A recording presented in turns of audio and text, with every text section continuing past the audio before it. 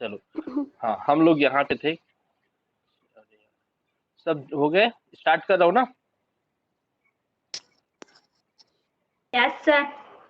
ठीक है, हम लोग थे यहाँ पे।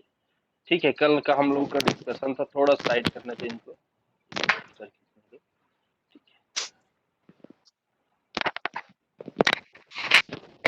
चलो, कुछ भी प्रॉब्लम होगा तो रेस हैंड ऊपर करना, रेस हैंड। और ठीक है, बाकी चीजें तो चलो नाउ स्टार्ट। ठीक है, हम लोग ये चीज पढ़े यार, नॉर्मलता कौन खुल के बैठा है रे, ये ठीक है। मोलरता इस सर पर आप पढ़, हाँ मोलरता पर हम लोग इस चीज पर बात किए थे ना, ये मोलों की संख्या और ग्राम, लगभग शायद सब कुछ समझ आ गया मैं क्या बोलने की कोशिश कर रहा था।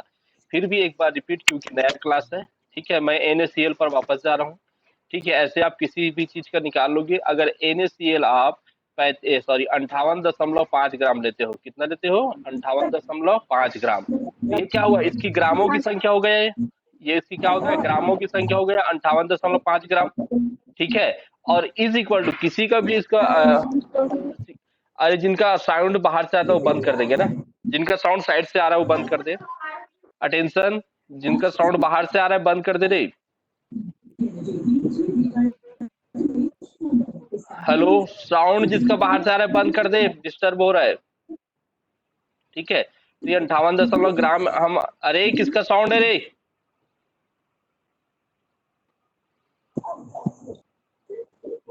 जिनका साइड से आवाज नहीं वो बस माइक चालू रखेंगे, बाकी जो इसका साइड से आवाज है वो बंद कर देंगे। ठीक है, ओके। और ये मोलों की संख्या इज इक्वल टू होता है 1 मोल, किसी का भी जो मोलर मास होता है 1 मोल के बराबर होता है, तो वो हो गया मोलों की संख्या। अब इसी चीज को हमने फिर परिभाषित किया था, कैसे परिभाषित किया था कि 1 लीटर आप क्या ले रहे हो, 1 लीटर आप टोटल ये ले रहे हो पैकेट। ठीक है, इस पे आप लोग को 1 लीटर का सॉल्यूशन बनाना है। ठीक है, तो 1 लीटर का सॉल्यूशन में क्या होगा, ठीक है 1 लीटर का बनाना है आपको, तो आप इसमें क्या डालोगे, या तो ग्रामों में नापोगे तो 58.5 ग्राम डालोगे NaCl को, और मोल में डालोगे तो 58.5 ग्राम इज इक्वल टू 1 मोल होता है। इसको 1 लीटर विलयन तक बनाओगे तो आपका 1 मोलर तक का क्या होगा, सॉल्यूशन होगा। आवाज क्लियर है? Yes sir. Yes sir. विलेय की मोलों की संख्या, अब ये क्या हुआ, यही तो चीज बोल रहा है वो, विलेय की मोलों की संख्या विलयन में, आयतन में, लीटर। ये आपने 1 लीटर का जो पैकेट बना है उस पे आपने 1 मोल जो भी चीज है उसको डाला तो 1 मोलरता का सॉल्यूशन बना। फिर आगे क्या है, मोलरता हम लोग कैसे करते हैं, मोलों की संख्या, मोलों की संख्या को कैसे प्रदर्शित करते हैं, N से। और बी लिखा है मतलब क्या हो गया, मैं पहले ही बताया था, बी मतलब क्या होगा, विलेय। तो विलेय की मोलों की संख्या, ठीक है, विलेय की मोलों की संख्या। और ये क्या हो गया, VL, V फॉर क्या होगा, आयतन, और L क्या हो गया तुम्हारा, लीटर, लीटर में। ठीक है, और मोलों की संख्या NB इज इक्वल टू क्या होता है, NB इज इक्वल टू होता है द्रव्यमान बटे आणविक द्रव्यमान। द्रव्यमान बटे क्या होता है, आणविक द्रव्यमान। द्रव्यमान किसे कहते हैं, आपने NaCl, फिर से समझिए, इसको इन्वेशन को हटाने दे, दोनों को मैं फिर से क्लियर कर रहा हूँ। ये द्रव्यमान क्या होता है और आणविक द्रव्यमान क्या होता है। द्रव्यमान क्या हुआ, NaCl, जिसका साइड से आवाज आ रहा है बंद कर दे, तो ध्यान देख लो, अपना अपना सेट चेक करो, जिसका साइड से आवाज आ रहा है वो बंद करो, चीर चीर का आवाज आ रहा है। ठीक है, NaCl 58.5 ग्राम नाप आपने ये लिया है, ये इसका क्या है, मोलर मास है। क्या है, मोलर मास। ठीक है, लेकिन इसका क्या, अगर ये मोलर मास आप लिए हो, लेकिन अगर इसको आप कितना ग्राम तौल के लेते हो, 5 ग्राम, ये तो इसका मोलर मास होगा, और इसका एक्चुअल वेट आप अगर 5 ग्राम ले रहे हो तो इसका क्या होगा, वो मास होगा, केवल द्रव्यमान होगा। तो WB इज इक्वल टू 5 ग्राम होगा, WB इज इक्वल टू क्या होगा, 5 ग्राम, और MB इज इक्वल टू क्या होगा, 58.5 ग्राम। क्लियर है? हेलो, हेलो, एक बार और सर। हाँ एक बार और, ओके कोई नहीं। तो देखो, मोलों की संख्या NB, NB is equal to क्या होता है, WB बाई MB। कहने का मतलब क्या है, विलेय का द्रव्यमान बटे विलेय का आणविक द्रव्यमान। और विलेय के रूप में अगर हमने NaCl का प्रयोग कर रहे हैं, किसका प्रयोग कर रहे हैं, NaCl का, NaCl का। तो NaCl का हम लोग द्रव्यमान कैसे निकालते हैं, मोलर मास 58.5 ग्राम। ठीक है, ये 58.5 ग्राम हो गया, इसका मोलर मास या 1 मोल के बराबर हो गया। लेकिन आप इसको कितने ग्राम तौलोगे? 5 ग्राम। कितना तौलोगे आपने? 5 ग्राम। तो 5 ग्राम इसको तौला है, ये इसका क्या हो गया? द्रव्यमान। और मोलर मास है एम भी क्या हो गया? 58.5 ग्राम। समझ आया? ये 58.5 ग्राम उसका मोलर मास है, जिसको हमको आणविक द्रव्यमान बोलते हैं वो। और 5 क्या है? 5 आपने 5 ग्राम उसको तौला है, लेकिन इसकी मोलर मास कितना होता है? 58.5। सोडियम का 23, क्लोरीन का कितना होता है? 35.5। इन टोटल करेंगे कितना होगा? 58.5 ग्राम। क्लियर है यहाँ तक? Yes sir. ठीक है, तो यहाँ पर आप 5 लिखोगे, यहाँ पर क्या लिखोगे? 58.5। ठीक है, 58.5। और ये यहाँ पर क्या है? ये आयतन में है, और ये आयतन किस में है तुम्हारा? लीटर में। इस लीटर को आप किस में चेंज करोगे? मिलीलीटर में। तो मिलीलीटर में चेंज करने के लिए क्या करते हो आप? 100 से क्या करोगे? भाग दोगे। तो भाग क्या हो जाएगा? ऊपर जाके क्या हो जाएगा? गुना हो जाएगा। ये ऊपर जाके क्या हो जाएगा? गुना हो जाएगा। तो यहाँ पर वही चीज है, अगर इसको हम लोग मिलीलीटर को लीटर में भाग देंगे तो भागित 100 करेंगे ना, और ये 100 क्या होगा? ऊपर चला, सॉरी 1000 क्या होगा? ऊपर चला जाएगा। ये 100 नहीं है ना, 1000 है। ठीक है, तो ये इसका टोटल सीक्वेंस है।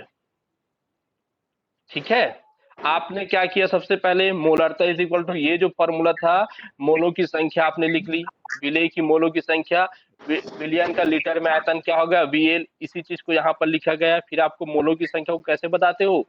द्रव्यमान बटे आणविक द्रव्यमान, विलेय का द्रव्यमान बटे विलेय का आणविक द्रव्यमान। तो वही चीज है यहाँ पर। फिर यहाँ पर क्या किया आपने?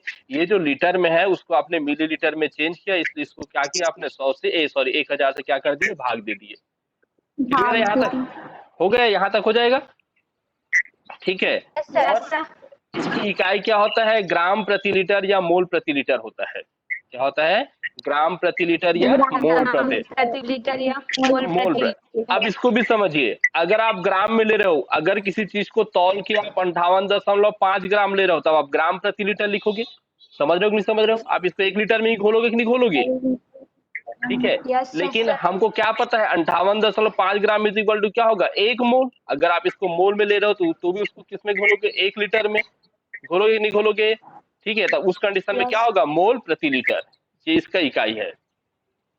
ठीक है, आप इसको 2 तरीके से बताया ना, इसको ऐसे 58.5 ग्राम भी ले सकते हो और 1 मोल भी ले सकते हो। अगर ग्राम में लिए हो तो ग्राम प्रति लीटर होगा, मोल में लिए हो तो मोल प्रति लीटर होगा। हो गया ना? वही 6।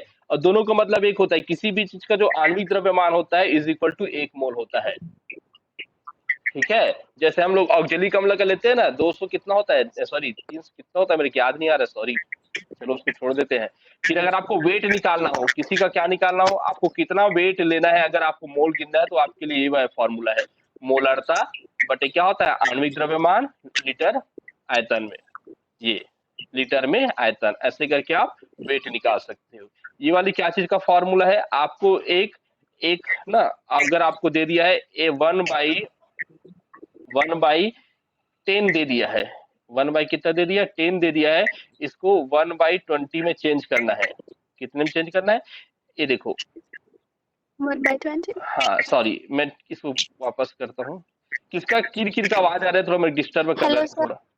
हाँ सर, स्लाइड शो नहीं कर रहे हैं।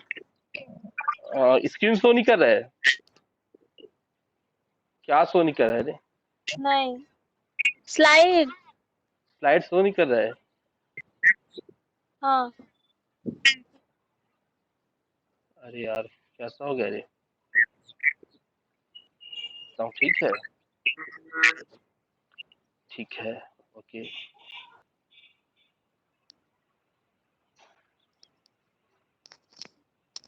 ठीक है, तो मैं कहा था? ये सब यहाँ पे थे, तो ये सबको डिटेल करना आ गया।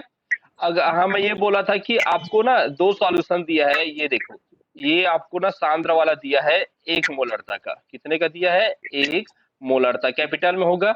इसको आपको आधा मोलरता में चेंज करना है, यानी 1 दिया है उसको 0.5 में आपको क्या करना है? चेंज करना है। तो उसके लिए एक फॉर्मूला लगता है। मोलरता को आप 1 लिखोगे, इसको फिर और चेंज करोगे 1/2 लिखोगे, और ये फिर चेंज हो जाता है। ठीक है, उसके लिए फॉर्मूला है। ये आयतन क्या होगा? आप कितना आयतन ले रहे हो? ml में। ठीक है, पता है ना ये वाला फॉर्मूला हम लोग किए हुए हैं। मोलरता चेंज करना आता चाहिए। Yes, ये sir. पहले का मोलरता है, ये उसकी आयतन जो भी होगा उसको दूसरे वाली मोलरता में चेंज करना है, तो ये वाली फॉर्मूला काम आता है। ठीक है, और फिर आपकी जो मोलरता है उसको शक्ति में बदलने के लिए शक्ति में क्या संबंध होता है, हमको मोलरता इज इक्वल टू क्या है, WB बाई क्या होता है, आयतन प्रति लीटर। हमको पता है मोलरता का फॉर्मूला, लेकिन हमको साथ भी पता है किसी का द्रव्यमान बटे आणविक द्रव्यमान इज इक्वल टू क्या होता है, उसकी शक्ति होता है। तो मोलरता इज इक्वल टू क्या होता है, एस बटे एमबी, या सॉरी 1 मिनट गलत हो गया ये। ठीक है, मोलरता इज इक्वल टू क्या होता है, WB/MB/WL। लेकिन हमको ये पता है कि इतने का वैल्यू विलेय की आयतन, विलेय का द्रव्यमान प्रति लीटर में इज इक्वल टू उसकी शक्ति के बराबर होता है।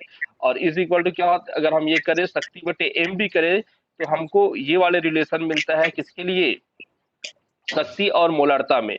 शक्ति इज इक्वल टू क्या होता है, मोलरता गुणित आणविक द्रव्यमान।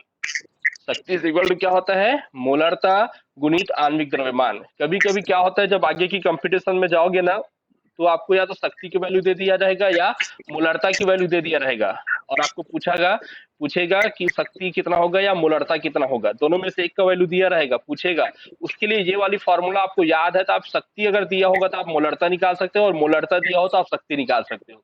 उसके लिए ये वाली फॉर्मूला IMP है मोस्ट, यानी कि आपको याद होनी चाहिए। S इज इक्वल टू शक्ति इज इक्वल टू मोलरता गुणित आणविक द्रव्यमान।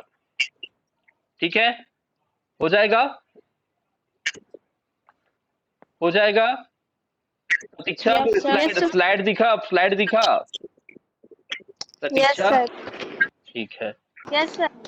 आप शो कर रहे हैं।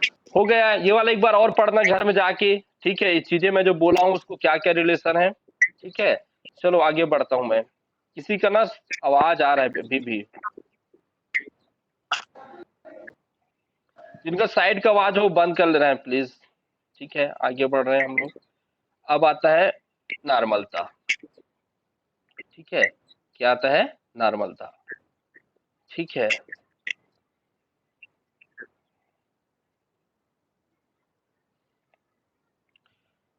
तो नॉर्मलता की जानने के लिए ना आपको थोड़ी सी चीजें जानना होगा, और वो चीज है ये वाला, जिसको हम लोग बोलते हैं तुल्यांकी भार। क्या बोलते हैं, तुल्यांकी भार। मैं 11वीं वालों को पहले जो 11वीं थे उनको बता दिया था, ये तुल्यांकी भार इज इक्वल टू क्या होता है, अनुभार बटे संयोजकता इनटू क्या होता है, एन फैक्टर, या संयोजकता को हम लोग क्या बोलते हैं, एन फैक्टर।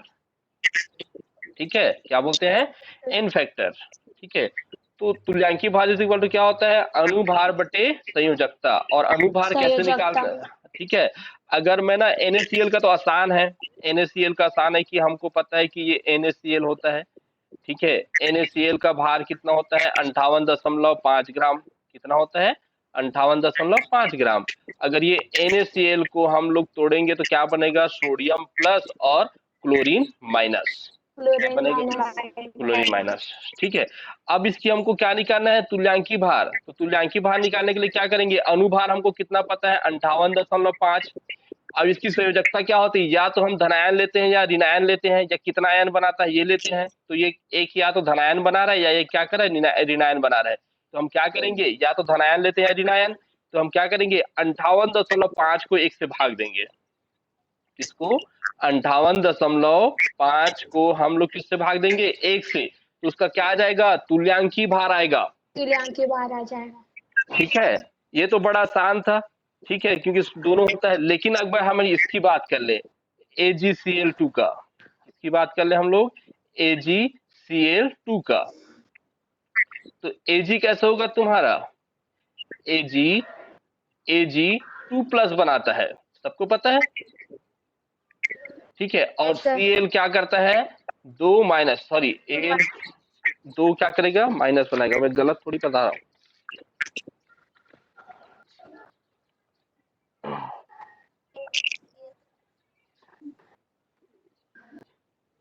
आज में Ag नहीं लिखते रहे, थोड़ा मैं दूसरा बता देता हूँ। Ag 3 आयन बनाता है, सॉरी।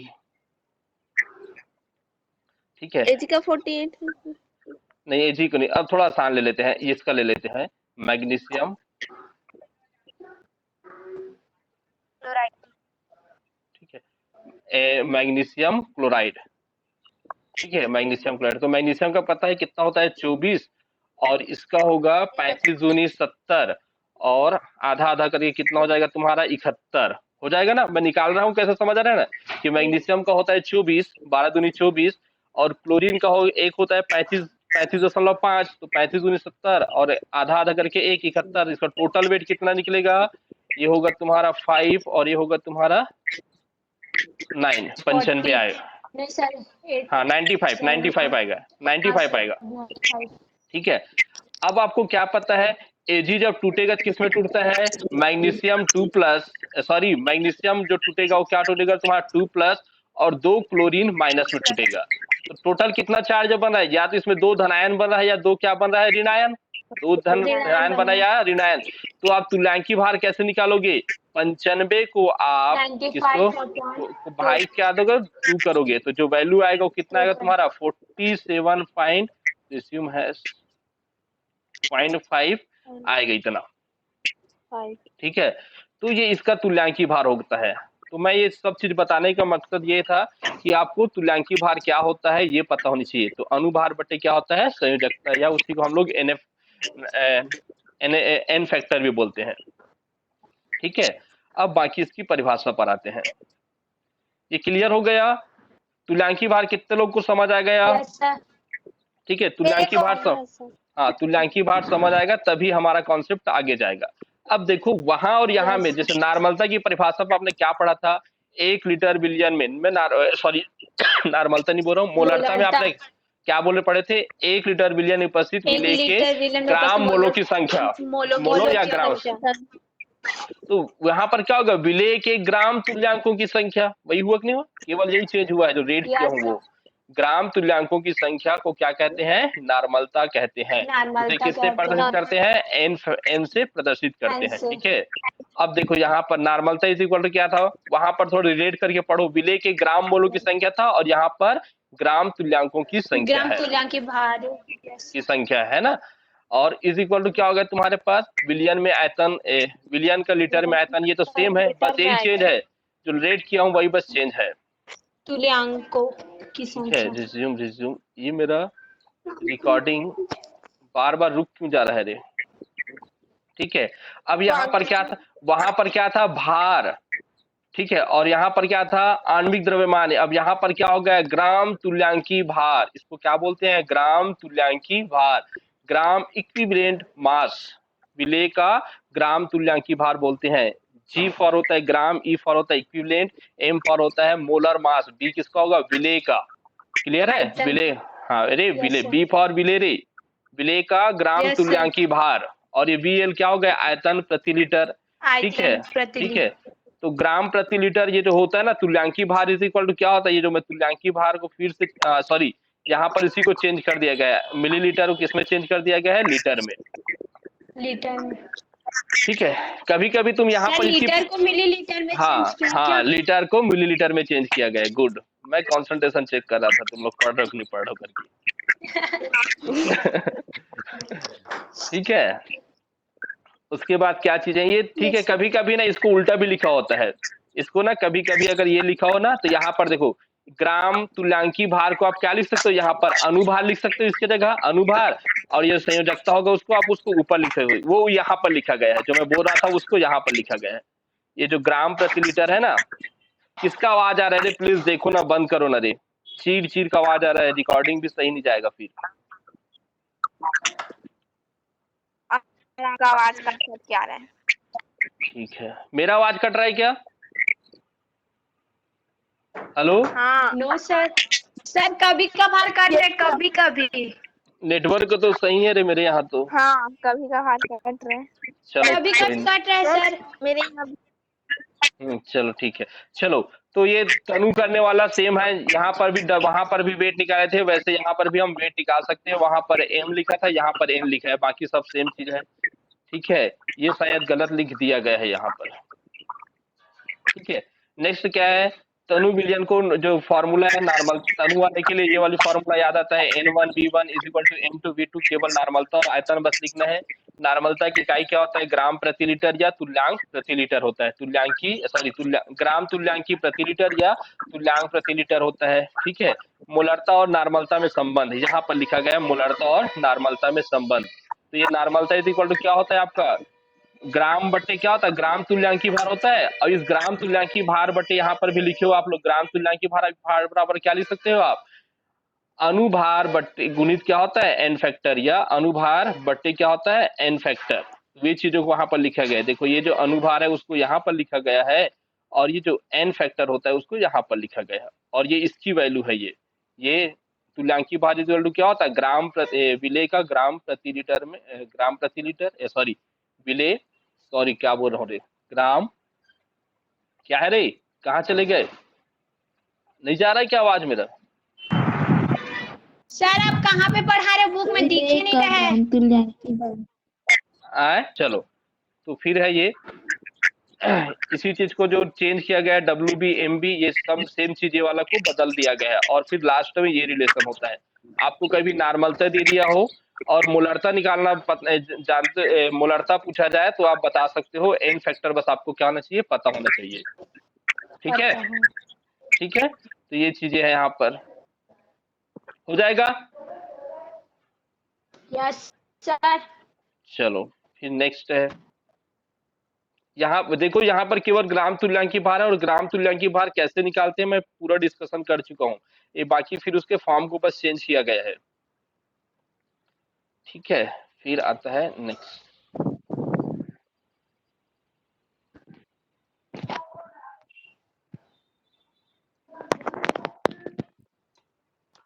ठीक है नेक्स्ट आता है मोलरता मोललता क्या आता है मोललता। इसको कैसे शो करते हैं स्मॉल m से उसको कैपिटल मोलरता देखो स्मॉल m से शो करते हैं। ठीक है अब इसमें क्या अंतर है ये भी देखो थोड़ा से। आप जब मोलरता पढ़ रहे थे तो जो आयतन ले रहे थे वो लीटर में ले रहे थे किसमें ले रहे थे लीटर में ले रहे थे 1 लीटर।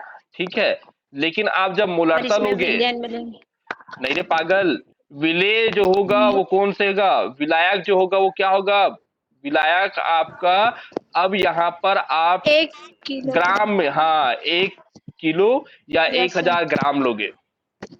ठीक है ये था वो लिक्विड फॉर्म के लिए पढ़ रहे थे। ये किस में पढ़ रहे थे आप लोग लिक्विड फॉर्म के लिए और इसको किस में पढ़ोगे आप लोग सॉलिड फॉर्म के लिए। मोलरता किस में पढ़ोगे आप सॉलिड फॉर्म के लिए समझ रहे हो उसको आप लिक्विड फॉर्म में पढ़ रहे थे मोलरता को और मोललता को आप सॉलिड फॉर्म में पढ़ोगे। और यहाँ पर जो विलायक लोगे वो कैसे लोगे 1 किलो या 1000 और 1 किलो 1000 में घुले विलेय विलेय में घुले विलेय पदार्थ की ग्राम मोलों या ग्राम मोलों की संख्या को क्या कहते हैं मोलरता कहते हैं। देखो ये वाली चीज मोलों और ग्राम मोलों को कोई चेंज नहीं किया गया है। किया गया है क्या नहीं किया गया है वही चीज है। यहाँ पर बस अंतर है जो आप विलायक ले रहे हो उसको कौन से फॉर्म में लोगे सॉलिड फॉर्म में और सॉलिड फॉर्म में लोगे तो कितना होगा या तो 1 किलो या 1000 ग्राम। जैसे आप घर में खातू लेते हो सबके घर किसानी तो करते हैं तो जो खाद लेते हैं पता है ना वो कौन से फॉर्म में रहता है सॉलिड फॉर्म में रहता है नहीं रहता है दानादार रहता है नहीं रे। अब उस दानेदार में देखो क्या लिखा होता है यूरिया मिला है लिखा होता है सल्फर मिला हुआ लिखा होता है आयरन लिखा होता है जिंक लिखा होता है लिखा ही नहीं लिखा रहता है। और ये आयरन जिंक और जो भी होता है यूरिया या यूरिया देखो यूरिया आपने ना 1000 ग्राम ले लिया ठीक है या टोटल आप 1000 ग्राम के यूरिया का खातू बना रहे हो लेकिन उसमें अगर आप सल्फर है या जिंक है उसको कम मात्रा में डालोगे नहीं डालोगे कम मात्रा में डालोगे ना तो सल्फर या जिंक का जितने कम मात्रा में डालोगे वही उसका विलेय होगा। लेकिन आपका विलायक जो आप यूरिया ले रहे हो कैसा होगा आपका टोटल उसकी जब हम निकालेंगे तो 1000 ग्राम या 1 किलोग्राम का होगा। आप 1 किलोग्राम या 1000 ग्राम में किसको मिलाओगे सल्फर या जिंक को समझ रहे हो। और सल्फर और जिंक को जो मिलाओगे वही जितना सल्फर या जिंक मिलाओगे वो क्या होगा आपका मोलों की संख्या या ग्राम अणुओं की संख्या होगा। जैसे आप सल्फर को मिला रहे हो सल्फर का कितना होता है इलेक्ट्रॉनिक विन्यास कितना होता है 16 ठीक है तो 16 दूनी कितना होगा रे 32 ग्राम 16 दूनी कितना होगा 32 ग्राम क्या होगा इसकी मोलों की 32 ग्राम अणुओं की संख्या होगा और 32 ग्राम इज इक्वल टू क्या होगा, 1 मोल। किसी का मोलर मास उसके वहां 1 मोल के बराबर होगा। अब इस 32 ग्राम को आप यूरिया में डाल दिए, कितना यूरिया में डाल दिए, 1 किलो के यूरिया में, या आप टोटल 1 किलो के आप बनाओगे तो 1 किलो के यूरिया में आपने 32 ग्राम क्या डाल दिए, सल्फर डाल दिए। तो आपको एक सॉल्यूशन मिला कि नहीं मिला। और ये सॉल्यूशन कैसे फॉर्म में मिला है आपको, सॉलिड फॉर्म में, ना कि लिक्विड फॉर्म में। ये चीज याद रखना है। क्लियर है? ठीक है। आप यहाँ पर विलियन बना रहे हो, विलियन जरूरी नहीं कि वो लिक्विड फॉर्म में हो, सॉलिड फॉर्म में भी हो सकता है, जैसे कि हमारा खाद। सबको क्लियर हो रहा है? ठीक है। तो 1 किलो में आप जितना आप उसमें विलेय मिलाओगे वो उसकी क्या होगा, मोलरता होगा, सॉरी मोललता होगा। ठीक है। और फिर से मैं वही बोलता हूँ, सल्फर आपने 32 ग्राम लिया है, 32 ग्राम इज इक्वल टू क्या होगा, 1 मोल। होगा कि नहीं होगा? 32 ग्राम इज इक्वल टू क्या होगा, 1 मोल। ये हो गया सल्फर। ठीक है। आपने पहले से यहाँ पर आपने यूरिया डाल के रखा हुआ है, बहुत सारे यूरिया। कितना यूरिया डाल के रखे, 1 केजी। इस 1 केजी पर इसको यहाँ पर डालोगे, डाल के अच्छे से क्या करोगे, मिक्सअप करोगे। मिक्सअप करोगे तो सब साइड घुल जाएगा, नहीं घुलेगा, घुल जाएगा। और ये आपका क्या बन जाएगा, सॉल्यूशन बन जाएगा, या एक घोल बन जाएगा। ठीक है। समझ आ गया? तो ये किसके लिए पढ़ोगे आप, सॉलिड फॉर्म के लिए। मोलरता को किसमें पढ़ते हो आप, लिक्विड फॉर्म के। हाँ, घोलना मतलब मिक्सअप करोगे कि नहीं करोगे रे, आपस में अच्छे से घोलोगे नहीं घोलोगे। चलो दूसरा एग्जाम्पल समझते हो। आप 1 किलो शक्कर ले रहे हो, 1 किलो क्या ले रहे हो, शक्कर। उस पर आपने 5 ग्राम नमक मिला दिया। तो यहाँ पर भी विलियन या बना कि नहीं बना, विलियन सॉलिड फॉर्म में। देखो, दो चीज मिला रहे हो, विलेय और विलायक। विलायक के रूप में आपने क्या लिया, शक्कर, और विलेय के रूप में क्या लिया आपने, नमक। दोनों को आप मिला दिए। मिलाए कि नहीं मिलाए, तो मिलाओगे तो लगभग सब साइड नमक घुल जाएगा, भले उसको 5 ग्राम क्यों लिए हो, मिल जाएगा ना। तो क्या होगा तुम्हारा, वो जो विलेय नमक ले रहे हो तो उसका मोलों की संख्या क्या होगा, 1 मोल। और उसका जो मोलर मास ले रहे हो या ग्राम अणुओं की संख्या ले रहे हो, कितना होगा, 58.5 ग्राम होगा। ये हाँ, ठीक है। उसको आपने शक्कर में डाल दिया, कितने शक्कर में डाल दिए, 1 किलो में या 1000 ग्राम में। बस यही कॉन्सेप्ट है। तो ये चीजें हैं आपके लिए सॉलिड फॉर्म में, और पहला वाला क्या था आपका, लिक्विड फॉर्म में। ठीक है। तो मोलरता इज इक्वल टू क्या होता है, विलेय की मोलों की संख्या। और नीचे आपको ध्यान देना है यहाँ पर, विलायक की किलोग्राम में मात्रा। विलायक की क्या होता है, किलोग्राम में मात्रा। ठीक है। यहाँ पर क्या होगा, एनबी, ये क्या होगा, विलेय की मोलों की संख्या। ये डब्ल्यू क्या होगा तुम्हारा, विलायक का द्रव्यमान। देखो यहाँ पर ए लिखा है, माने क्या होगा, विलायक का। डब्ल्यू मतलब क्या होगा, द्रव्यमान, विलायक का द्रव्यमान। वो भी किसमें, केजी में। वो भी किसमें, केजी में। बहुत लोग को समझ नहीं आ रहा है, क्या रे भाग रहे हैं। आ रहा है, समझ आ रहा है। ठीक है। तो ये समझ आएगा। एनबी क्या हुआ, अब मैं तुमको पढ़ना भी बता दिया हूँ। एन मतलब हो गया मोलों की संख्या, बी मतलब हो गया विलेय। तो विलेय की मोलों की संख्या जो ऊपर लिखा है उसको हमने नीचे पढ़ लिया। डब्ल्यू मतलब क्या होता है, भार या द्रव्यमान होता है ना। ए क्या होगा, ए क्या होगा तुम्हारा, विलायक का द्रव्यमान, वो भी किसमें, केजी में। फिर यहाँ पर मोलों की संख्या का आपने यहाँ पर चेंज कर दिया, क्या होगा तुम्हारा, भार बटे आणविक द्रव्यमान, द्रव्यमान बटे आणविक द्रव्यमान। दोनों में अंतर समझा चुका हूँ। ठीक है। फिर यहाँ पर जो ग्राम है उसको किसमें, सॉरी किलोग्राम है उसको किसमें चेंज किया गया है, मिलीग्राम में। सॉरी ग्राम को, सॉरी किलोग्राम को ग्राम में चेंज किया गया है। ग्राम को किसमें चेंज किया गया है, सॉरी रे फिर से गलत हो रहा है। किलोग्राम को ग्राम में चेंज किया गया है। किलोग्राम को ग्राम में चेंज किया गया है। ठीक है। अब ये हमारे लिए जरूरी क्यों है, ये वाली चीजें तुमको तो पता होनी चाहिए। क्यों पता होनी चाहिए, कि जो हम आगे 4 चीज पढ़ेंगे, कथनांक में, उन्नयांक, हिमांक में, अवनमन। ठीक है। राउल्ट का नियम, वाष्प दाब में अवक्षेपी अमन, और एक और क्या लाभ है, वाष्प दाब। उसके लिए ये वाली फॉर्मूला तुमको पता होना चाहिए। ठीक है। ये तो इसका रिलेशन है, ये वाली फॉर्मूला उसका क्या होना चाहिए, पता होना चाहिए। क्यों पता होनी चाहिए, मैं नीचे लिखा हुआ हूँ। मोलरता क्या होता है, ताप पर निर्भर नहीं करता। जो मोलरता होता है क्या करता है, ताप पर नहीं निर्भर नहीं करता। ठीक है। आप जैसे कि आपको क्या पता है, मोलरता ताप पर निर्भर करता है। टेम्परेचर बढ़ाओगे तो मोलरता की वैल्यू घट या बढ़ जाता है, लेकिन जो मोलरता होता है वो ताप पर निर्भर नहीं करता। इसलिए 4 प्रकार के अणुसंख्या गुणधर्म निकालने के लिए मोलरता का प्रयोग करते हैं। ठीक है। मोलरता का इकाई क्या है तुम्हारा, मोलरता की इकाई क्या होता है, ग्राम प्रति मोल। किलोग्राम विलायक या मोल प्रति किलोग्राम विलायक होता है।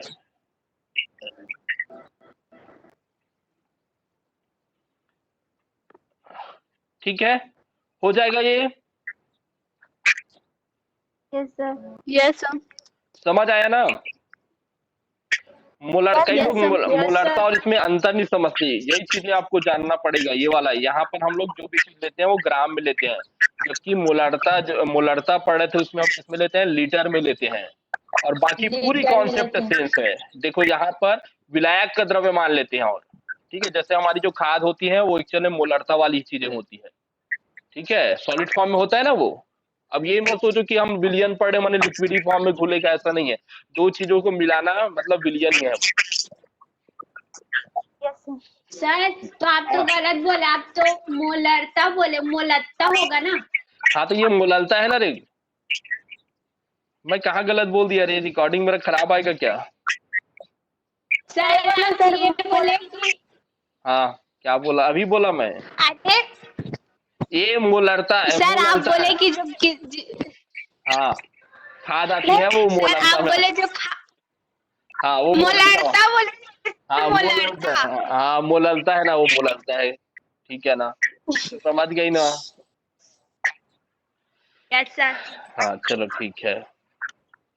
चलो फिर आता है एक कॉन्सेप्ट है मोलरता, मोललता, उसके बाद आता है फॉर्मलता। खत्म करूं कि चलाते रहूं? फॉर्मलता।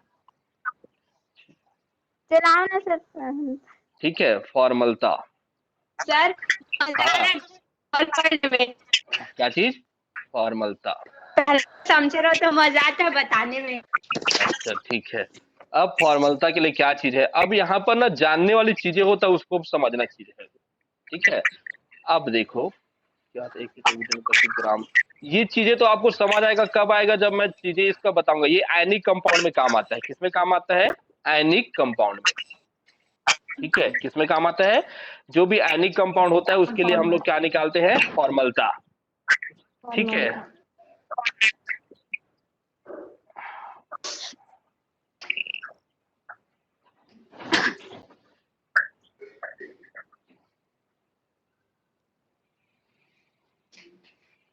और फॉर्मलता को समझने से पहले ये चीज समझो तुम।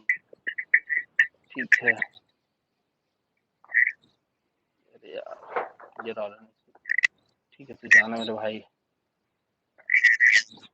ठीक है, फॉर्मलता को समझने से पहले ये चीज समझोगे तब आपको ना फॉर्मलता समझ आएगा। क्या समझ आएगा? ये चीजें कैसे, जैसे कि क्या है तुम्हारा, ये क्या है? Benzoic acid. क्या है तुम्हारा? Benzoic acid. बेंजोइक एसिड को किसमें डाला जाता है? पानी में डाला जाता है। किसमें डाला जाता है? पानी में। तो वो ये आयन में, और क्या होता है, ये H3O+ में टूट जाता है। मतलब इसकी थ्योरिटिकल मास क्या होता है? इसका मास होना चाहिए 122 ग्राम।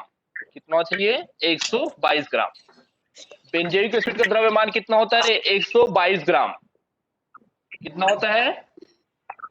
122 ग्राम। ठीक है, आप उसको पानी में डालोगे तो पानी में वो एसिटेट आयन के रूप में और H3O+ के रूप में टूट जाता है। और इसका जो द्रव्यमान निकालेंगे हम लोग पूरे का पकड़ के, तो हम टोटल द्रव्यमान निकलता है 122 ग्राम। ठीक है, लेकिन आप सेम चीज को बेंजोइक एसिड को आप पानी की जगह किसमें डाल दोगे? बेंजीन में डाल दोगे। किसमें डाल दोगे? बेंजीन में। और जब बेंजीन में डाल दोगे तो दो बेंजोइक एसिड आपस में जुड़कर क्या बना लेता है? डाइमर बना लेता है। क्या बना लेता है? डाइमर। और डाइमर जब बनता है, दो अणु आपस में जुड़ जाता है, तो उसका जो मोलर मास होता है या ऑब्जर्व मास होता है वो बढ़ कितना हो जाता है? 244 ग्राम। 244। ठीक है, तो हमने क्या देखा? जो आपके पास बेंजोइक एसिड है उसका द्रव्यमान हमको पता है कि 122 ग्राम होता है। कितना पता है? 122 ग्राम होता है। देखो, मोलरता और फॉर्मलता को अगर समझना है तो ये कॉन्सेप्ट को समझना जरूरी है कि थ्योरिकल मास किसको कहते हैं और ऑब्जर्व मास किसे कहते हैं। जो हम लोग मान लेते हैं ना वो वाली मास क्या होता है, और प्रैक्टिकल से जो हमको मास मिलता है वो क्या होता है। तो थ्योरिकल मास क्या होता है? हमको सबको पता है कि जो बेंजोइक एसिड होता है उसका मास होता है 122 ग्राम। लेकिन वैज्ञानिकों ने क्या देखा कि बेंजोइक एसिड को जैसे ही बेंजीन में डाला जाता है तो दो मॉलिक्यूल बेंजीन आपस जो बेंजोइक एसिड के दो मॉलिक्यूल आपस में मिल जाता है और मिल जाकर क्या बनाता है, एक डाइमर बना लेता है। बेंजोइड का क्या बना लेता है, एक डाइमर फॉर्म बना लेता है। और जब उसका वेट देखा गया तो कितना वेट आया तुम्हारा, 244, हाँ 244 ग्राम। ठीक है, अब यहीं पर कॉन्सेप्ट समझना है। आपको अगर मोलरता निकालना है तो मोलरता निकालने के लिए आप 122 ग्राम वाले फॉर्मूला को यूज करोगे। लेकिन आपको जब फॉर्मलता निकालना है तो आप उसका प्रैक्टिकल नॉलेज करोगे। आप उसको अच्छे से लैबोरेटरी में जाओगे, उसकी मोलर मास चेक करोगे तो आपको कितना मिला, 222 ग्राम। इसके लिए आप क्या निकालोगे, फॉर्मलता वाली वैल्यू निकालोगे। समझ रहे हो, आपने ऑब्जर्व थ्योरिकल मास कितना है 122, लेकिन जब आपने प्रैक्टिकली करके देखा तो पता चला कि उसका वेट 122 ग्राम नहीं होता, कितना होता है, 244 ग्राम। मतलब उसका वेट बढ़ा कि नहीं बढ़ा, बढ़ गया ना, बढ़ गया। यस बढ़ सर। गया ना। ठीक है, अब हम रिटर्न चलते हैं इसमें, अब इस थ्योरी को समझने के लिए।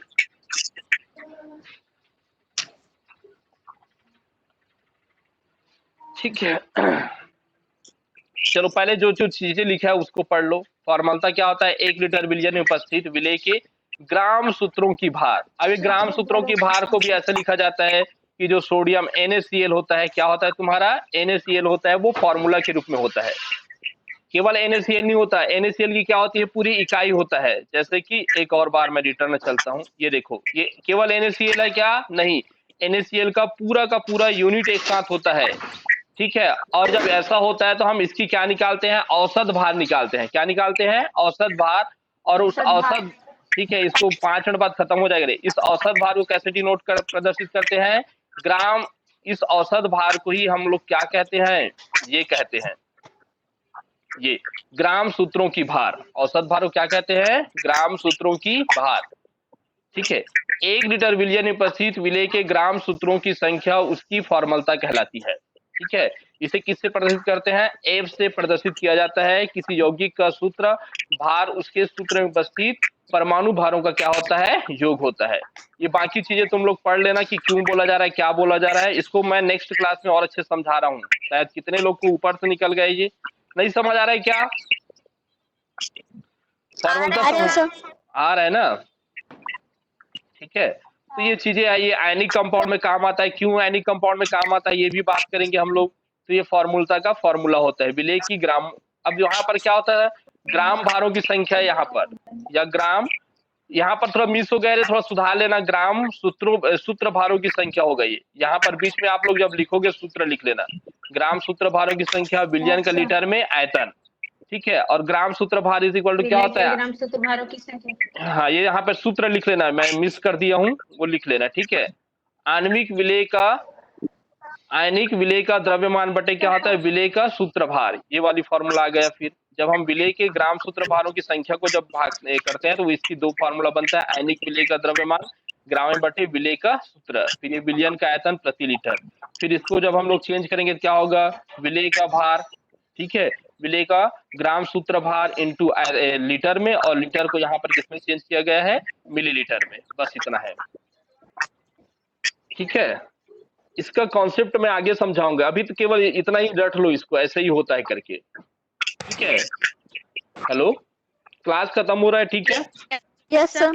फॉर्मलता का जो इकाई होता है ये क्या होता है तुम्हारा, ग्राम फॉर्मूला मास होता है। सर हाँ